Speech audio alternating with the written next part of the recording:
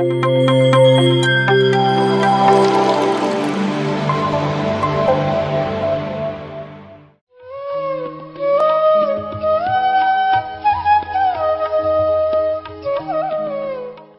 ಹೆಸರು ಶ್ರೀಮತಿ ಟಿ ಜಯಶ್ರೀ ಅಂತೇಳಿ. ನನ್ನ ವೃತ್ತಿಯ ಬದುಕು ಹೈಸ್ಕೂಲ್ ಶಿಕ್ಷಕಿಯಾಗಿ ಜೂನಿಯರ್ ಕಾಲೇಜಿನಲ್ಲಿ ವೃತ್ತಿಯನ್ನು ಮಾಡ್ತಾಯಿದ್ದೀನಿ. ಈಗ ಎಲ್ಲ ಧ್ಯಾನ ಮಿತ್ರರಿಗೂ ಕೂಡ ಹೃತ್ಪೂರ್ವಕವಾಗಿರ್ತಕ್ಕಂಥ ವಂದನೆಗಳನ್ನು ತಿಳಿಸುತ್ತಾ ನನ್ನ ಧ್ಯಾನದ ಅನುಭವಗಳನ್ನು ನಾನು ನಮಗೆ ತಿಳಿಸಲಿಕ್ಕೆ ಇಷ್ಟಪಡ್ತಾ ಇದ್ದೀನಿ.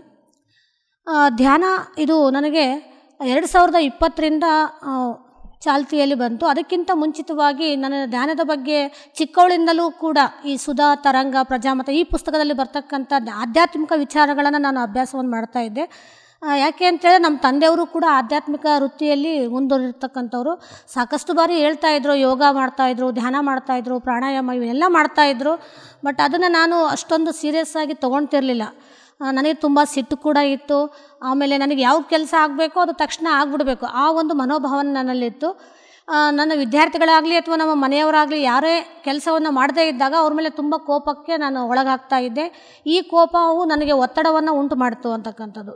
ಇದು ನಮ್ಮ ದೈಹಿಕ ಮೇಲೆ ಕೂಡ ದುಷ್ಪರಿಣಾಮವನ್ನು ಬೀರ್ತು.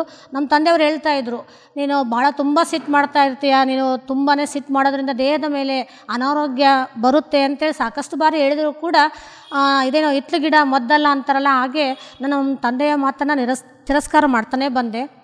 ನಾನು ಈ ಸುಮಾರು ಈಗ ಒಂದು 15-20 ವರ್ಷದ ಕೆಳಗೆ ನಾನು ಬೆಂಗಳೂರು PMC ಧ್ಯಾನ ನಮ್ಮ ಪತ್ರಿಜಿ ಗುರೂಜಿ ಅವರ ಒಂದು ಪಿರಮಿಡ್ಗೆ ಹೋಗಿದ್ದೆ. ಬಟ್ ನನಗೆ ಅವಾಗಿನ್ನೂ ಈ ಪಿರಮಿಡ್ ಬಗ್ಗೆ ಆಗಲಿ ಅಥವಾ ನೀವು ಚೇಂಬರ್ ಅಂತ ಏನು ಕರಿತೀರಲ್ಲ, ಆ ಚೇಂಬರೆಲ್ಲ ನೋಡಿ ಬಂದ್ವಿ. ಆಮೇಲೆ ಪತ್ರಿಜಿ ಗುರುಗಳು ಹೊರಗಡೆ ಕೂತಿದ್ರು, ಎಲ್ಲ ಮಹಿಳೆಯರು ಮತ್ತು ಪುರುಷರೆಲ್ಲ ಅವ್ರು ಸುತ್ತವ್ರು ಕೂತ್ಕೊಂಡಿದ್ರು. ಯಾಕೆ ಈ ಥರ ಕೂತ್ಕೊಂಡಿದ್ದಾರಲ್ಲ ಅವ್ರ ಜೊತೆ ಅಂತೇಳಿ ನನಗೆ ಅವ್ರ ಬಗ್ಗೆ ಇನ್ನೂ ಪರಿಚಯ ಕೂಡ ನನಗಿರಲಿಲ್ಲ. ಆಲ್ರೆಡಿ ದೇವರು ಆವಾಗಲೇ ಏನಾದರೂ ನನಗೆ ದಾರಿ ತೋರಿಸಿದ್ನೇನೋ ಗೊತ್ತಿಲ್ಲ, ಬಟ್ ಅದನ್ನು ನಾನು ಸೀರಿಯಸ್ಸಾಗಿ ತೊಗೊಳ್ಳೂ ಇಲ್ಲ. ಪತ್ರಿಜಿಯವ್ರು ನೋಡಿದೆ, ಆದ್ರೆ ಬಟ್ ಮಾತಾಡಿಸ್ಲಿಲ್ಲ. ಯಾಕಂದರೆ ಎಲ್ಲರೂ ಸುತ್ತರ್ದು ಕೂತ್ಕೊಂಡಿರೋದ್ರಿಂದ ನನಗೆ ಅಲ್ಲಿ ಹೋಗಲಿಕ್ಕೆ ಅವಕಾಶ ಸಿಗಲೇ ಇಲ್ಲ. ಬಟ್ ನಾನು ಚೇಂಬರಿಗೆ ಹೋಗಿ ಚೇಂಬರಲ್ಲಿ ಒಂದು 10 ನಿಮಿಷ ಕೂತ್ಕೊಂಡು ಧ್ಯಾನ ಮಾಡಿ ಬಂದೆ. ಬಟ್ ಅದನ್ನು ನಾನು ಸೀರಿಯಸ್ಸಾಗಿ ತೊಗೊಳ್ಳಿಲ್ಲ. ಏನೋ ಧ್ಯಾನ ಮಾಡಬೇಕಂತ ಹೇಳಿದ್ರಪ್ಪ ಅವರು, ಮಾಡಿದೆ ಅಂಥೇಳಿ ಹಂಗೆ ಬಂದೆ. ಅಂದರೆ ಪ್ರಾರಂಭದಿಂದಲೂ ಕೂಡ ನನಗೆ ಹೋದ ಜನ್ಮದ ಒಂದು ಲಿಂಕ್ ಇದೆಯೇನೋ ಗೊತ್ತಿಲ್ಲ. ಬಾಲ್ಯದ ಅವಸ್ಥೆಯಿಂದಲೂ ಕೂಡ ಆಧ್ಯಾತ್ಮಿಕ ವಿಚಾರಗಳಲ್ಲಿ ನನಗೆ ಸ್ವಲ್ಪ ಒಲವು ಇದ್ದೇ ಇದೆ. ಆದರೆ ಅದನ್ನು ಸೀರಿಯಸ್ಸಾಗಿ ತೊಗೊಂಡಿದ್ದು ಯಾವಾಗ ಅಂದರೆ 2020ರಲ್ಲಿ ಕರೋನಾ ಸಂದರ್ಭದಲ್ಲಿ ನನಗೆ ಇದು ಜ್ಞಾನೋದಯ ಆಯಿತು ಅಂತಕ್ಕಂಥದ್ದು. ಅದಕ್ಕಿಂತ ಮುಂಚಿತವಾಗಿ ನಮ್ಮ ಅಪ್ಪ ಅವ್ರು ಹೇಳ್ತಾಯಿದ್ರು, ನಾನು ನಿನಗೆ ಎಷ್ಟು ಹೇಳಿದರೂ ಕೂಡ ನಿನಗೆ ತಿಳುವಳಿಕೆ ಬರ್ತಾ ಇಲ್ಲ, ಬಾ ಇಲ್ಲಿ ಕೊಟ್ಟೂರಲ್ಲಿ ಉಮಾರಾಣಿ ಮೇಡಮ್ ಅವರು ಇದ್ದಾರೆ, ಧ್ಯಾನವನ್ನು ಮಾಡ್ತಕ್ಕಂಥ ಒಬ್ಬ ಧ್ಯಾನ ಸಾಧಕಿಯವರು. ಅವ್ರ ಹತ್ರ ಕರ್ಕೊಂಡೋಗಿ, ಮೇಡಮ್ ಅವರೇ ಇವ್ರಿಗೂ ನಾನು ಸಾಕಷ್ಟು ಬಾರಿ ನನ್ನ ಮಗಳಿಗೆ ಹೇಳಿದ್ದೀನಿ, ಅವರು ಇವಳಿಗೆ ಸ್ವಲ್ಪ ಒಂದು 10 ನಿಮಿಷ ಧ್ಯಾನದ ಬಗ್ಗೆ ಅರಿವು ಅಥವಾ ಜ್ಞಾನವನ್ನು ಮೂಡಿಸ್ರಿ ಅಂತೇಳಿ ಕರ್ಕೊಂಡೋಗಿ ಪರಿಚಯ ಮಾಡಿಕೊಟ್ರು. ಪರಿಚಯ ಮಾಡಿ ಒಂದು 6 ತಿಂಗಳಲ್ಲೇ ನಮ್ಮ ಅಪ್ಪ ಅವರು ಈ ಕರೋನಾದಲ್ಲಿ ಹೋದರು. ನನಗೆ ಅವಾಗ ತುಂಬಾ ಮಾನಸಿಕವಾಗಿ ಹೈಪರ್ ಟೆನ್ಷನ್ ಆಗಿ BP ವೇರಿಯೇಷನ್ ಆಯಿತು. ಆತಂಕ, ಭಯ ಇವೆಲ್ಲ ಸೃಷ್ಟಿಯಾಯಿತು. ದೇವರು ನನಗೆ ಅಲ್ಲಿ ನನ್ನ ತಂದೆಯ ಮುಖಾಂತರ ಒಬ್ಬ ಗುರುಗಳನ್ನು ನನಗೆ ಮಾರ್ಗದರ್ಶನ ಮಾಡಿಕೊಟ್ರು ಅಂತಕ್ಕಂಥದ್ದು. ಇವತ್ತು ನನ್ನ ತಂದೆ ಇವತ್ತು ಇಲ್ಲ ಅಂದರೂ ಕೂಡ ಸದಾ ಅವ್ರ ನೆನಪಿನಲ್ಲಿ ಇರ್ತಾರೆ. ಈ ಆಧ್ಯಾತ್ಮಿಕ ವಿಚಾರಗಳು ಬಂದಾಗ, ಮಲಗಿದಾಗ ಆಗಿರ್ಬೋದು ಅಥವಾ ಈ ಆಧ್ಯಾತ್ಮಿಕ ವಿಚಾರಗಳು ಬಂದಾಗ ಅವರು ಹೇಳ್ತಕ್ಕಂಥ ಪಾಠವನ್ನು ನಾನು ಕಲೀಲಿಲ್ಲಪ್ಪ, ದೇವರು ನನಗೆ ನೀನು ಸಾಮಾನ್ಯ ವಿಷಯವಾಗಿ ಕಲಿತಾ ಇಲ್ಲ, ನೀನು ಸರಿಯಾಗಿ ಪೆಟ್ಟು ಕೊಡಬೇಕು ಅಂತೇಳಿ ಒಂದು ರೂಪದಲ್ಲಿ ನನಗೆ ಪೆಟ್ಟು ಕೊಟ್ಟು ಈ ಧ್ಯಾನಕ್ಕೆ ಕಳಿಸಿದರು ಅಂತೇಳಿದ್ರೆ 2 ಮಾತಿಲ್ಲ. ಜೊತೆಗೆ ಈ ಧ್ಯಾನಕ್ಕೆ ಬಂದ ಮೇಲೆ ನನಗೆ ಸಾಕಷ್ಟು ಬದಲಾವಣೆಗಳನ್ನು ನಾನು ಕಂಡುಕೊಂಡೆ. ನನ್ನಲ್ಲಿರ್ತಕ್ಕಂಥ ಕೋಪ ಸ್ವಲ್ಪ ಕಡಿಮೆ ಆಯಿತು, ಜೊತೆಗೆ ಸಹನೆಯೂ ಕೂಡ ಬಂತು. ಆಮೇಲೆ ನನ್ನ ಸಂಬಂಧ ಅಂದರೆ ನಮ್ಮ ಪತಿಯವರ ಸಂಬಂಧದ ಬಗ್ಗೆ ಈ ಆಸ್ತಿ ವಿಚಾರವಾಗಿ ಸಾಕಷ್ಟು ಬಡದಾಟಗಳು ಸಾಕಷ್ಟು ಇರ್ತಿದ್ವು. ಅವ್ರನ್ನ ದ್ವೇಷ ಜಾಸ್ತಿ ಮಾಡ್ತಾನೇ ಇದ್ದೆ. ಈಗ ಅದೆಲ್ಲವೂ ಹೋಗಿ ದೈವ ಯೂನಿವರ್ಸ್ ಎಲ್ಲಿಂದ ಕೊಡಬೇಕು ಅಲ್ಲಿಂದ ಕೊಡುತ್ತೆ ಅನ್ನೋ ಒಂದು ಜ್ಞಾನ ಈ ನನಗೆ ಧ್ಯಾನದಿಂದ ಬಂದಿದ್ದರಿಂದ ನಾನೀಗ ಅದನ್ನು ಸಂಪೂರ್ಣವಾಗಿ ಅವರನ್ನು ಕ್ಷಮಿಸಿ ಅವ್ರನ್ನೆಲ್ಲ ಕೂಡ ಪ್ರೀತಿಯಿಂದ ನಾನು ಕಾಣ್ತಕ್ಕಂಥ ಒಂದು ಮಾರ್ಗದರ್ಶನವನ್ನು ಧ್ಯಾನ ಮಾಡ್ತು ಅಂತೇಳಿದರೆ ತಪ್ಪಾಗಲಾರ್ದು. ಅದೇ ರೀತಿಯಾಗಿ ನನ್ನ ಒಂದು ಕನಸಿತ್ತು, ಏನಪ್ಪ ಅಂತೇಳಿದರೆ ನಾನು ಒಂದು ಮನೆಯನ್ನು ಕಟ್ಟಬೇಕು ಈ ಒಂದು ತಾಲೂಕಿನ ಸ್ಥಳದಲ್ಲಿ ಅಂತೇಳಿ. ಆ ಧ್ಯಾನದಲ್ಲಿ ನಾನು ಸಂಕಲ್ಪ ಮಾಡಿಕೊಂಡೆ. ಆ ಸಂಕಲ್ಪದ ಪ್ರಕಾರ ಅದೇ ರೀತಿಯಾಗಿ ನನ್ನ ಒಂದು ಕನಸಿನ ಮನೆಯೂ ಕೂಡ ನಿರ್ಮಾಣ ಆಯಿತು ಅಂತೇಳಿದರೆ ತಪ್ಪಾಗಲಾರ್ದು. ಜೊತೆಗೆ ನಾನು ಹಳ್ಳಿಯಲ್ಲಿ ಗ್ರಾಮಾಂತರ ಪ್ರದೇಶದಲ್ಲಿ ಉದ್ಯೋಗವನ್ನು ಮಾಡ್ತಾಯಿದ್ದೆ. ಬಸ್ಸಲ್ಲಿ ಓಡಾಡೋದು ತುಂಬ ತೊಂದರೆ ಆಗ್ತಾಯಿತ್ತು. ನಾನು ಧ್ಯಾನದಲ್ಲಿ ಸಂಕಲ್ಪ ಮಾಡಿಕೊಂಡೆ. ನಾನು ಜೂನಿಯರ್ ಕಾಲೇಜ್ ಪ್ಲೇಸ್ ಖಾಲಿ ಇದೆ, ನನಗೆ ಆ ಸ್ಥಳವನ್ನು ನಿಯುಕ್ತಿ ಆಗಬೇಕು ಅಂತೇಳಿ ಸಂಕಲ್ಪ ಮಾಡ್ಕೊಂಡು ಧ್ಯಾನವನ್ನು ಮಾಡಿದಾಗ ವಿತಿನ್ 2 ಇಯರ್ಸ್ ಒಳಗೆ ನಾನು ಮತ್ತೆ ಈ ಜೂನಿಯರ್ ಕಾಲೇಜ್ಗೆ ಟ್ರಾನ್ಸ್ಫರ್ ಆಗಿ ನನಗೆ ಯೂನಿವರ್ಸ್ ನನಗೆ ಕಲ್ಪಿಸ್ಕೊಡ್ತು ಅಂತೇಳಿದ್ರೆ ತಪ್ಪಾಗಲಾರ್ದು. ಹಾಗಾಗಿ ಧ್ಯಾನ ಅಂತಕ್ಕಂಥದ್ದು ನಮ್ಮ ದೇಹದ ಎಲ್ಲ ಅಂಗಾಂಗಗಳಿಗೂ ಕೂಡ ಸಂಪೂರ್ಣವಾಗಿರ್ತಕ್ಕಂಥ ನಿರಾಳವಾಗಿರ್ತಕ್ಕಂಥ ಮನೋಭಾವನೆ ತಂದು ಕೊಡ್ತಕ್ಕಂಥದ್ದು. ನಾನು ಪ್ರಾರಂಭದಲ್ಲಿ 40 mg ತೊಗೊಳ್ತಾ ಇದ್ದೆ BP ಟ್ಯಾಬ್ಲೆಟ್ಸನ್ನು. ಈಗ ಅದು ನಾನು ಕಂಪ್ಲೀಟಾಗಿ ಬಿಡದೆ ವೈದ್ಯರ ಮಾರ್ಗದರ್ಶನದ ಮುಖಾಂತರ ಈಗ 1.25 mg ಅಂತೇಳಿ ಒಂದು 2.5 ಒಳಗೆ ಅದರಲ್ಲೇ ಅರ್ಧವನ್ನು ತೊಗೊತಿದ್ದೀನಿ. ಯಾಕೆಂದರೆ ಡಾಕ್ಟ್ರು ಅವ್ರ ಮಾರ್ಗದರ್ಶನ ಕೇಳಿದಾಗ ಸಂಪೂರ್ಣ ಒಂದೇ ಸರಿ ಬಿಡಬೇಡಮ್ಮ ಅಂದಾಗ ನಾನು ಕ್ರಮೇಣ ನನ್ನ ಒಂದು ಟ್ಯಾಬ್ಲೆಟ್ಸ್ ಕೂಡ ಕಂಟ್ರೋಲ್ ಮಾಡ್ತಾನೇ ಇದ್ದೀನಿ ಅಂತ. ಅಂದರೆ ಧ್ಯಾನ ಅಂತಕ್ಕಂಥದ್ದು ನಮ್ಮ ಜೀವನಕ್ಕೆ ಅಗಾಧವಾಗಿರ್ತಕ್ಕಂಥ ಶಕ್ತಿ ತಂದು ಕೊಡ್ತಕ್ಕಂಥದ್ದು. ಈ ಆರ್ಕ್ ಏಂಜಲ್ ಮಾಸ್ಟರ್ಸ್ ಆಗಿರ್ಬೋದು, ಅಥವಾ ಈ ಕ್ರಾಪ್ ಸರ್ಕಲ್ಸ್ ಆಗಿರ್ಬೋದು, ಕ್ರಿಸ್ಟಲ್ಸ್ ಆಗಿರ್ಬೋದು. ಈ ಕ್ರಾಪ್ ಸರ್ಕಲ್ಸ್ ಕೂಡ ಇವರು ಕಂಪ್ಲಿ ಮೇಡಮ್ ಅವರೊಬ್ಬರು ನನಗೆ ಕ್ರಾಪ್ ಸರ್ಕಲ್ಸ್ ಬಗ್ಗೆ ಮಾಹಿತಿಯನ್ನು ತಿಳಿಸಿದಾಗ ನಾನು ಅವನ ಚಾರ್ಟ್ಸ್ಗಳನ್ನು ತರಿಸ್ಕೊಂಡೆ. ಅವುಗಳನ್ನು ದಿಂಬಡಿಗಾಗಿ ಮಲಗಿದಾಗ ನಿಮಗೆ ಆರೋಗ್ಯ ಸುಧಾರಿಸುತ್ತೆ ಅಂಥೇಳಿ ಮಾರ್ಗದರ್ಶನ ಮಾಡಿದರು.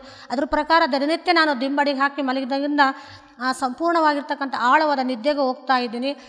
ಜೊತೆಗೆ ಆರೋಗ್ಯವೂ ಕೂಡ ತುಂಬ ಸುಧಾರಿಸಿದೆ ಅಂತಕ್ಕಂಥದ್ದು. ಇನ್ನೂ ಒಂದು ಏನಪ್ಪ ಅಂತ ಹೇಳಿದ್ರೆ, ಈ ಉಮಾರಾಣಿ ಮೇಡಮ್ರವರ ಸಹೋದರಿಯರು ಎಲ್ಲರೂ ಕೂಡ ಈ ಆಧ್ಯಾತ್ಮಿಕ ಲೈನಲ್ಲೇ ಇದ್ದಾರೆ. ಉಮಾರಾಣಿ ಮೇಡಮ್ ಆಗಿರ್ಬೋದು, ಅವ್ರ ಸೊಸೆ ಆಗಿರ್ಬೋದು, ಅವರ ಸಹೋದರಿಯರಾಗಿರ್ಬೋದು, ಅವರ ಎಲ್ಲ ಯೂಟ್ಯೂಬ್ ಲಿಂಕ್ಗಳನ್ನು ನಾನು ಅಬ್ಸರ್ವ್ ಮಾಡ್ತಾನೇ ಇರ್ತೀನಿ. ಇವನ್ ಕೊಟ್ರೇಸ್ ಅವರ ಗುರುಗಳು ಕೂಡ, ಅವರು ಕೂಡ ಕೆಲವೊಂದು ಯೂಟ್ಯೂಬ್ನಲ್ಲಿ ಸಾಕಷ್ಟು ಮಾಹಿತಿ ಧ್ಯಾನದ ಬಗ್ಗೆ ಸಾಕಷ್ಟು ಲಿಂಕ್ಗಳನ್ನು ಹಾಕಿರ್ತಾರೆ. ನಾನು ಸಮಯ ಸಿಕ್ಕಾಗೆಲ್ಲ ಆ ಲಿಂಕ್ಗಳನ್ನು ಹಾಕ್ಕೊಂಡು ನಾನು ಕೂಡ ಧ್ಯಾನವನ್ನು ಮಾಡ್ತಾ ಇರ್ತೀನಿ. ಜೊತೆಗೆ ಶಾಲೆಯಲ್ಲಿಯೂ ಕೂಡ ನನ್ನ ಮಕ್ಕಳಿಗೆ ಸುಮಾರು 400ಕ್ಕಿಂತ ಹೆಚ್ಚು ಮಕ್ಕಳು ನಮ್ಮ ಶಾಲೆಯಲ್ಲಿ ಅಭ್ಯಾಸ ಮಾಡ್ತಾ ಇದ್ದಾರೆ. ಆ ಮಕ್ಕಳಿಗೂ ಕೂಡ ತುಂಬ ಗಲಾಟೆ ಮಾಡಿದಾಗ ಕಣ್ಮುಚ್ಚಿ 10 ನಿಮಿಷ ಧ್ಯಾನ ಮಾಡಿ ಅಂತೇಳಿ ಅವ್ರನ್ನ ಧ್ಯಾನಕ್ಕೆ ಕೂಡಿಸ್ಬಿಟ್ಟು ಅವ್ರನ್ನ ಕಂಟ್ರೋಲ್ ತೊಗೊಂಡ್ಬಿಟ್ಟು ಆಮೇಲೆ ನಾನು ಪಾಠವನ್ನು ಸ್ಟಾರ್ಟ್ ಮಾಡ್ತೀನಿ. ಪ್ರೀತಿಯ ಬಗ್ಗೆ ಅವ್ರಿಗೆ ಮಕ್ಕಳಿಗೆ ಪಾಠವನ್ನು ಹೇಳ್ಕೊಡ್ತಾ ಇದ್ದೀನಿ. ಹಾಗಾಗಿ ಮಕ್ಕಳು ಕೂಡ ಧ್ಯಾನಕ್ಕೆ ಹೋದಾಗ ಮಿಸ್ ನನಗೆ ಹಂಗಾಯಿತು, ಮಿಸ್ ನನಗೆ ಹಿಂಗಾಯಿತು ಅಂತೇಳಿ ಆ ಅನುಭವಗಳನ್ನು ನನ್ನ ಹತ್ರ ಮಕ್ಕಳು ಕೂಡ ನನ್ನ ಹತ್ರ ಹಂಚ್ಕೊಂಡಿದ್ದಾರೆ. ಹಾಗಾಗಿ ಈ ಒಂದು ಸಮಾಜ ಸೇವೆಗೆ ನನಗೆ ಸಾಕಷ್ಟು ಮಾಡಿಕೊಡ್ಬೇಕಂತೇಳಿ ಅವಕಾಶ ಸಮಯ ಬೇಕಾಗ್ತಾ ಇದೆ. ಈ ವೃತ್ತಿಯ ಬದುಕು ಮತ್ತು ಮನೆಯಲ್ಲಿ ಗೃಹಿಣಿಯಾಗಿ ಆ ಬದುಕಿನ ನಡುವಿನಲ್ಲೂ ಧ್ಯಾನದ ಮಾರ್ಗದರ್ಶನಕ್ಕೆ ಎಲ್ರಿಗೂ ಕೂಡ ನನಗೆ ಮಾರ್ಗದರ್ಶನ ಮಾಡಬೇಕನ್ನೋ ಆಸಕ್ತಿ ತುಂಬ ಇದೆ. ಆದರೆ ಈ ಒಂದು ವೃತ್ತಿಯ ಬದುಕಿನ ಜೊತೆಗೆ ಮನೆಯ ಜವಾಬ್ದಾರಿಯ ಜೊತೆಗೆ ನನಗೆ ಸಾಕಷ್ಟು ಸಮಯವನ್ನು ಅದಕ್ಕೆ ವಿಲೀನ ಮಾಡ್ಕೊಳ್ಳಿಕ್ಕೆ ಸಾಧ್ಯ ಆಗ್ತಾ ಇಲ್ಲ. ಇನ್ನು ಈ ವೃತ್ತಿಯ ಬದುಕಿದ ನಂತರ ಸಂಪೂರ್ಣವಾಗಿ ಧ್ಯಾನದ ಪ್ರಚಾರಕ್ಕೆ ನನ್ನನ್ನು ನಾನು ತೊಡಗಿಸ್ಕೋಬೇಕು ಅಂತೇಳಿ ನಾನು ಈ ಸಂದರ್ಭದಲ್ಲಿ ಹೇಳಲಿಕ್ಕೆ ಇಷ್ಟಪಡ್ತಾ ಇದ್ದೀನಿ. ಸಾಕಷ್ಟು ಬಾರಿ ಸುಧಾರಾಣಿ ಮೇಡಮ್ರವರಾಗಿರ್ಬೋದು, ಕೊಟ್ರೇಶ್ ಸರ್ ಅವರಾಗಿರ್ಬೋದು, ಇವರು ಕೂಡ ಧ್ಯಾನದ ಬಗ್ಗೆ ನಮಗೆ ಸಾಕಷ್ಟು ಮಾಹಿತಿಯನ್ನು ತಿಳಿಸಿದ್ದಾರೆ. ಬನ್ನಿ ಮೇಡಮ್ ಅಲ್ಲಿರುತ್ತೆ ಅಂತೇಳಿ ಕರಿತಾ ಇರ್ತಾರೆ. ಎಷ್ಟೋ ಸಾರಿ ಕರೆದಿದ್ದಾರೆ ಕೂಡ. ಬಟ್ ನನ್ನ ಒಂದು ಸಮಯದ ಅಭಾವದಿಂದ ನನಗೆ ಹೋಗಲಿಕ್ಕೆ ಸಾಧ್ಯ ಆಗ್ತಾ ಇಲ್ಲ ಅಂತಕ್ಕಂಥದ್ದು. ಜೊತೆಗೆ ನನ್ನ ಮಕ್ಕಳಿಗೂ ಕೂಡ ನಾನು ಹೇಳ್ತಾ ಇದ್ದೀನಿ, ಧ್ಯಾನವನ್ನು ಮಾಡಿ ನಿಮ್ಮ ಗುರಿಯನ್ನು ನೀವು ತಲುಪಿ ಅಂತೇಳಿ ಸಾಕಷ್ಟು ಬಾರಿ ಹೇಳ್ತಿದ್ದೀನಿ. ಇನ್ನು ನಮ್ಮ ಪತಿಯವರಿಗೂ ಕೂಡ ಹೇಳ್ತಾ ಇರ್ತೀನಿ. ಬಟ್ ಅವರು ಇನ್ನೂ ಯಾಕೋ ಈ ಧ್ಯಾನಕ್ಕೆ ಭಾಗವಹಿಸಲಿಕ್ಕೆ ಇಷ್ಟಪಡ್ತಾ ಇಲ್ಲ.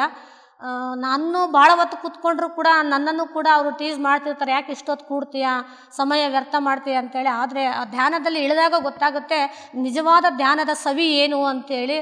ಹಾಗಾಗಿ ದೇವರು ಅವರನ್ನು ಕೂಡ ಧ್ಯಾನಕ್ಕೆ ಬರಲಿಕ್ಕೆ ಗುರುಗಳಾಗಿರ್ಬೋದು, ಆ ಯೂನಿವರ್ಸ್ ಆಗಿರ್ಬೋದು, ಅವ್ರಿಗೆಲ್ರಿಗೂ ಕೂಡ ಮಾರ್ಗದರ್ಶನವನ್ನು ಕೊಡಲಿ ಅಂತೇಳಿ ಈ ಸಂದರ್ಭದಲ್ಲಿ ನಾನು ಯೂನಿವರ್ಸನ್ನು ಕೇಳ್ಕೊಳ್ತೀನಿ. ಆಮೇಲೆ ಇನ್ನೂ ಒಂದು ನನಗೇನಪ್ಪ ಅಂತ ಹೇಳಿದ್ರೆ, ನಾನು ಏನು ಅಂದ್ಕೊಂಡಿರ್ತೀನೋ ನಾನು ಅದು ಯೂನಿವರ್ಸಲ್ಲಿ ಬೇಡ್ಕೊಂಡು ಕೇಳಿದಾಗ ಯಾವುದೋ ರೂಪದಲ್ಲಿ, ಒಂದು ಪಕ್ಷಿಯ ರೂಪದಲ್ಲೋ ಅಥವಾ ಒಂದು ಪ್ರಾಣಿಯ ರೂಪದಲ್ಲೋ ಯಾವುದೋ ರೂಪದಲ್ಲಿ ನಾನು ಅವುಗಳನ್ನು ಏಂಜಲ್ಸ್ಗಳನ್ನ ಆಹ್ವಾನ ಮಾಡಿರ್ತೀನಿ. ಆ ದಿನ ಆ ಕೆಲಸ ಸಕ್ಸಸ್ ಆಗಿರ್ತಕ್ಕಂಥದ್ದು. ಸೊ ನನಗೆ ತುಂಬಾ ಯೂನಿವರ್ಸಿಗೂ ನನಗೂ ಲಿಂಕ್ ಇದೆ ಅಂಥೇಳಿ ನನಗೆ ಸಾಕಷ್ಟು ಬಾರಿ ಅನಿಸಿದೆ. ನಾನು ನನ್ನ ಮಕ್ಕಳಿಗೆ ಹೇಳ್ತಾ ಇರ್ತೀನಿ, ಅವರು ಆಸೆ ಮಾಡ್ತಾ ಇರ್ತಾರೆ. ಅವ್ರಿಗೆ ಇನ್ನೂ ಅದರ ಜ್ಞಾನ ಗೊತ್ತಿಲ್ಲದೆ ಇರೋದ್ರಿಂದ ಅವ್ರು ಆಸೆ ಮಾಡ್ತಾರೆ ಬಿಡು ಅಂತೇಳಿ ಅವ್ರನ್ನ ನಾನು ಕ್ಷಮಿಸ್ತಾ ನನ್ನ ಪಾಡಿಗೆ ನಾನು ಮುಂದೆ ಹೋಗ್ತಾ ಇದ್ದೀನಿ ಅಂತಕ್ಕಂಥದ್ದು. ಜೊತೆಗೆ ಧ್ಯಾನದಲ್ಲಿ ಕುಂತಾಗ ಸಾಕಷ್ಟು ಬಾರಿ ರಾಯರು ದರ್ಶನ ಆಗಿರ್ಬೋದು. ಇದುವರೆಗೂ ಕೂಡ ಪತ್ರಿಜಿಯವರನ್ನು ನೇರವಾಗಿ ನೋಡಿದರೂ ಕೂಡ ನಾನು ಅವ್ರನ್ನ ಮಾತಾಡಿಸ್ಲಿಲ್ಲಲ್ಲ ಅಂಥೇಳಿ ನನಗೆ ತುಂಬಾ ಬೇಜಾರಾಗ್ತಾ ಇದೆ. ಯಾಕೆಂದರೆ ಈಗ 15 ವರ್ಷದ ಕೆಳಗೆ ಪತ್ರಿಜಿಯವ್ರನ್ನ ಪಿರಮಿಡ್ ಸಂದರ್ಭದಲ್ಲಿ ನೋಡಿದ್ದೆ. ಬಟ್ ನನಗೆ ಅವರು ಗುರುಗಳು ಇವರು ಅಂಥೇಳಿ ನನಗೆ ಅದ್ರ ಬಗ್ಗೆ ಜ್ಞಾನ ಇರಲಿಲ್ಲ. ಇತ್ತೀಚೆಗೆ ಅವರ ಪುಸ್ತಕಗಳನ್ನು ಅವುಗಳೆಲ್ಲ ನೋಡಿದಾಗ ನನಗೆ ಅವ್ರ ಬಗ್ಗೆ ನನಗೆ ಸಾಕಷ್ಟು ಮಾಹಿತಿ ಸಿಕ್ತು. ನನಗೆ ದೇವರು ಎಷ್ಟೋ ಸರಿಗೆ ಅವಕಾಶವನ್ನು ಮಾಡಿಕೊಟ್ರು, ನಾನು ಮಿಸ್ ಮಾಡಿಕೊಂಡೆ. ಆದರೆ ಪ್ರಕೃತಿ ನನ್ನ ದೇಹಕ್ಕೆ ಈ ಒಂದು ಹೈಪರ್ ಟೆನ್ಷನ್ ಅಂತಕ್ಕಂಥ ಒಂದು ಕಾಯಿಲೆ ಹೊಡೆತವನ್ನು ಕೊಟ್ಟು ನೀನು ಸರಿಯಾಗಿ ನೀನು ಬಗ್ಗೋದಿಲ್ಲ, ನಿನಗೇನಾದರೂ ಒಂದು ಹೊಡೆತ ಕೊಟ್ಟಾಗ ಮಾತ್ರ ಬಗ್ಗೋದು ಅಂತೇಳಿ ಪ್ರಕೃತಿ ನನಗೆ ಹೊಡೆತ ಕೊಡ್ತು. ಆಗ ಅಲ್ಲಿ ನಾನು ಬಗ್ಗಿದೆ ಅನಿಸುತ್ತೆ. ಅಲ್ಲಿಂದ ನಾನು ಇವತ್ತು ಕಂಟಿನ್ಯೂಸ್ ಆಗಿ ಡೈಲಿ ಧ್ಯಾನವನ್ನು 1 ಅವರ್ ನಾನು ಧ್ಯಾನವನ್ನು ಮಾಡ್ತಾ ಇರ್ತೀನಿ, ಜೊತೆಗೆ ಪ್ರಾಣಾಯಾಮ ಕೂಡ ಮಾಡ್ತಾ ಇರ್ತೀನಿ. ಇದಕ್ಕೆಲ್ಲ ಕಾರಣೀಕರ್ತರು ಮೂಲಭೂತ ಅಂದರೆ ನನ್ನ ತಂದೆಯೇ ನಿಜವಾದ ಗುರು ಅಂತಕ್ಕಂಥದ್ದು. ಅವರೊಬ್ಬ ತತ್ವಶಾಸ್ತ್ರಜ್ಞರು ಹೌದು, ಥಿಯಾಸಫಿಸ್ಟ್ ಹೌದು. ಚೆನ್ನೈ ಮುಂತಾದ ಪ್ರದೇಶಗಳಲ್ಲಿ ಹೋಗಿ ಸಾಕಷ್ಟು ಧ್ಯಾನ, ಯೋಗ, ಪ್ರಾಣಾಯಾಮಗಳನ್ನು ಪ್ರಚಾರ ಮಾಡ್ತಾ ಬಂದರು. ನಮಗೂ ಕೂಡ ನಾವೆಲ್ಲ ಡಿಗ್ರಿ ಓದಬೇಕಾದ್ರೆ ಅಷ್ಟೆಲ್ಲ ಮಾರ್ಗದರ್ಶನ ಮಾಡಿದರು. ಕೊನೆಗೂ ನಾನು ಮತ್ತು ಉಮಾರಾಣಿಯವ್ರ ಮೇಡಮ್ ಹತ್ರ ಹೋಗಿ ಸಾಕಷ್ಟು ಮಾಹಿತಿಗಳನ್ನು ತಿಳ್ಕೊಂಡು ಇವತ್ತು ಉಮಾರಾಣಿ ಮೇಡಮ್ ಆಗಿರ್ಬೋದು, ಅವರು ಸಹೋದರಿಯರಾಗಿರ್ಬೋದು, ಅವರೆಲ್ಲರೂ ಕೂಡ ನನಗೆ ಸಾಕಷ್ಟು ಮಾರ್ಗದರ್ಶನಗಳನ್ನು ಕೊಡ್ತಾ ಇರ್ತಾರೆ. ಆಮೇಲೆ ಪುಸ್ತಕಗಳು ಕೂಡ ಕೊಟ್ಟರೆ ಸರ್ ಅವ್ರಿಗೆ ಹೇಳಿದೆ, ಅವರು ಕೂಡ ನಮಗೆ ಸುಮಾರು ಒಂದು 200ಕ್ಕಿಂತ ಹೆಚ್ಚು ಪುಸ್ತಕಗಳನ್ನು ನನಗೆ ತರಿಸ್ಕೊಟ್ಟು ಅದನ್ನು ನಾನು ಅನೇಕ ಜನರಿಗೆ ಮನೆ ಪ್ರವೇಶದಲ್ಲಿ ಸಾಕಷ್ಟು ಬಾರಿ ಅವರಿಗೆಲ್ಲ ಮಕ್ಕಳಿಗೆ ಕೂಡ ಕೊಡ್ತಾ ಇದ್ದೀನಿ. ಆಮೇಲೆ ಮಕ್ಕಳು ಶಾಲೆಯಲ್ಲಿ ಯಾರು ವಿನ್ ಆಗಿರ್ತಾರೋ ಅವರಿಗೆ ಧ್ಯಾನದ ಪುಸ್ತಕಗಳನ್ನು ತೊಗೊಂಡಿದ್ದೀನಿ. ಆ ಧ್ಯಾನದ ಪುಸ್ತಕಗಳನ್ನು ಫಸ್ಟ್ ಪ್ರೈಸ್, ಸೆಕೆಂಡ್ ಪ್ರೈಸ್ ಅಂತೇಳಿ ಕೂಡ ಆ ಮಕ್ಕಳಿಗೆ ಕೊಡ್ತಾ ಇದ್ದೀನಿ. ಈ ಮುಖಾಂತರ ಧ್ಯಾನ ಪ್ರಚಾರವನ್ನು ಪ್ರತ್ಯಕ್ಷವಾಗಿ ಪರೋಕ್ಷವಾಗಿ ಮಾಡಲಿಕ್ಕೆ ನಾನು ಇಷ್ಟಪಡ್ತೀನಿ. ಒಟ್ಟಾರೆಯಾಗಿ ಧ್ಯಾನ ಅನ್ನೋದು ನಮ್ಮ ದೇಹಕ್ಕೆ ಶಾಂತಿ, ಸಮಾಧಾನ, ನೆಮ್ಮದಿ ಮತ್ತು ನಮ್ಮ ಬದುಕು ಸಮೃದ್ಧಿ ಆಗಲಿಕ್ಕೆ ಸಾಕಷ್ಟು ಅವಕಾಶವನ್ನು ಮಾಡಿಕೊಟ್ಟಿದೆ. ಹಾಗಾಗಿ ಎಲ್ಲರೂ ಕೂಡ ಧ್ಯಾನದಲ್ಲಿ ವಿಲೀನರಾಗಿದ್ದರೆ ನಮ್ಮ ದೇಶ, ವಿಶ್ವ ಅಂತಕ್ಕಂಥದ್ದು ಧ್ಯಾನಮಯವಾಗಿ ಸಮೃದ್ಧವಾಗ್ತಕ್ಕಂಥ ಮಾತು ಎರಡಿಲ್ಲ ಅಂತ ಹೇಳ್ತಾ, ಇಷ್ಟೊತ್ತು ನನಗೆ ನನ್ನ ಅನುಭವಗಳನ್ನು ಹಂಚಿಕೆ ಮಾಡಲಿಕ್ಕೆ ಅವಕಾಶ ಮಾಡಿಕೊಟ್ಟಿರ್ತಕ್ಕಂಥ PMC ಧ್ಯಾನ ಸೆಂಟರ್ ಅವರಿಗೆ ಹೃತ್ಪೂರ್ವಕವಾಗಿರ್ತಕ್ಕಂಥ ವಂದನೆಗಳನ್ನು ತಿಳಿಸುತ್ತಾ, ಹಾಗೆ ಗುರೂಜಿ ಅವರಿಗೆ ವಂದನೆಗಳನ್ನು ತಿಳಿಸುತ್ತಾ ವಂದನೆಗಳು. PMC ಕನ್ನಡ ಚಾನೆಲ್ ಅನ್ನು ಲೈಕ್ ಮಾಡಿ, ಶೇರ್ ಮಾಡಿ, ಸಬ್ಸ್ಕ್ರೈಬ್ ಮಾಡಿ ಮತ್ತು ಮಾಡಿಸಿ. ಎಲ್ಲರಿಗೂ ಧನ್ಯವಾದಗಳು.